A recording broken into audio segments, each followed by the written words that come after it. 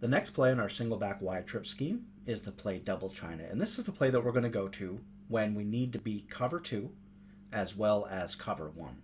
Those are probably the two main defenses in the game right now. Now, this gameplay footage is old. This is something I ran way back at the beginning of the year. And this is also another play that we are going to run our favorite setup just as the default setup. One of the reasons I love the single back wide trips formation and this scheme is because a lot of quick snapping that we can do if we see that we get the right look. Now, our first two reads on this play, our first read again is going to be square, the lone receiver on the far left. Now, as we know, the speed out that we use is very, very deadly in the play KC China. Now, if you take a look at our user opponent here, it's 3rd and 13. I've been running wide trips.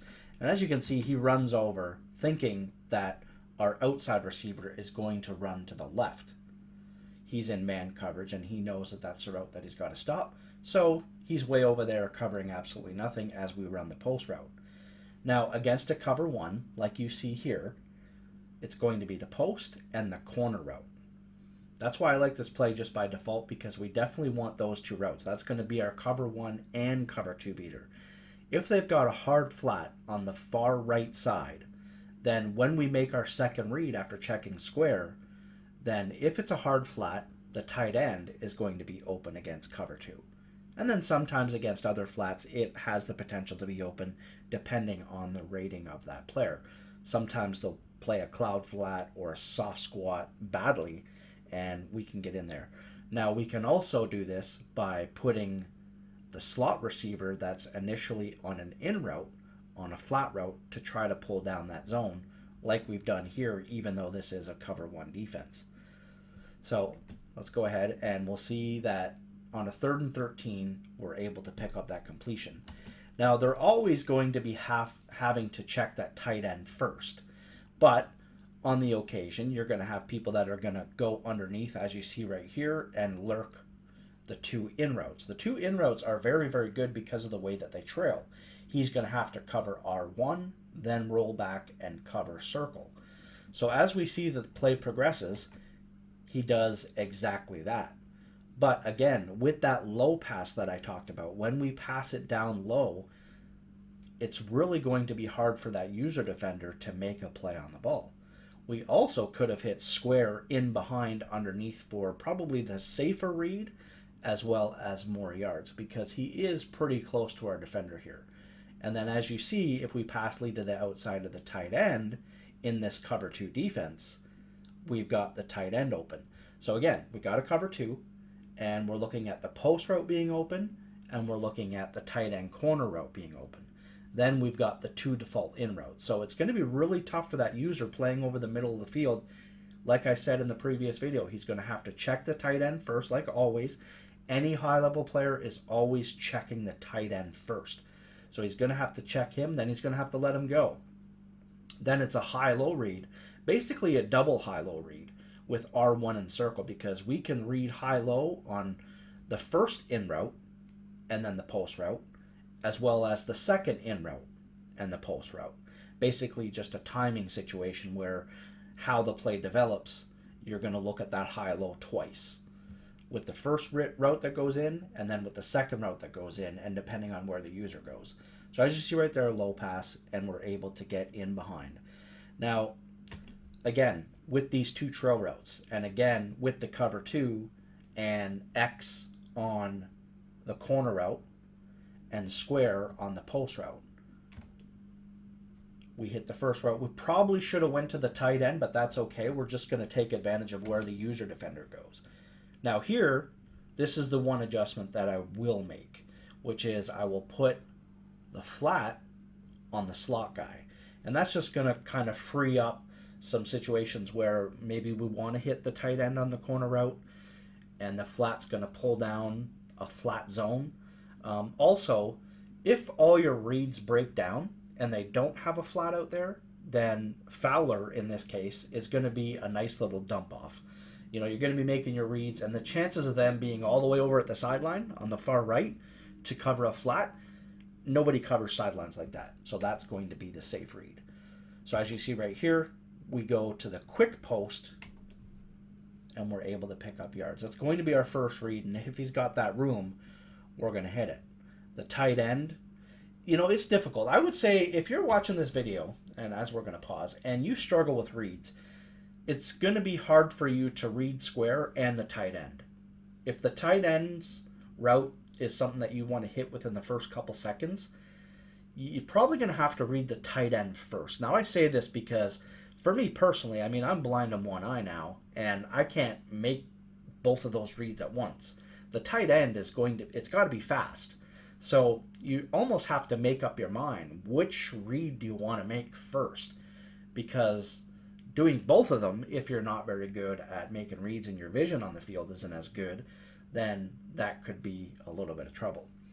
But as you see here, if we read square first, and then we see the user defender is over lurking, and we've got man coverage, well, now the safe read is X on the corner route, and then if not, we've got a nice little low pass to circle underneath, and we get in for the touchdown. So it's just a really good play to mix in with KC China. KC China is going to take advantage of the left side of the field. They're going to have to put a flat zone out there. They're going to either have to do that, or they're going to play cover one and then put a flat by slot DBs or linebackers that's really going to get to the outside.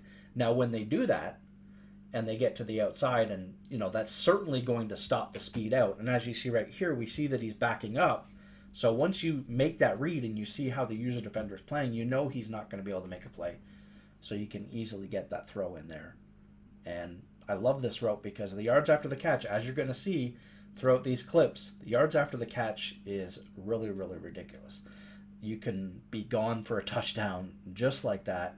Even with your tight end, Gronk is not necessarily the fastest guy in the world. So that's how these two plays basically go in together.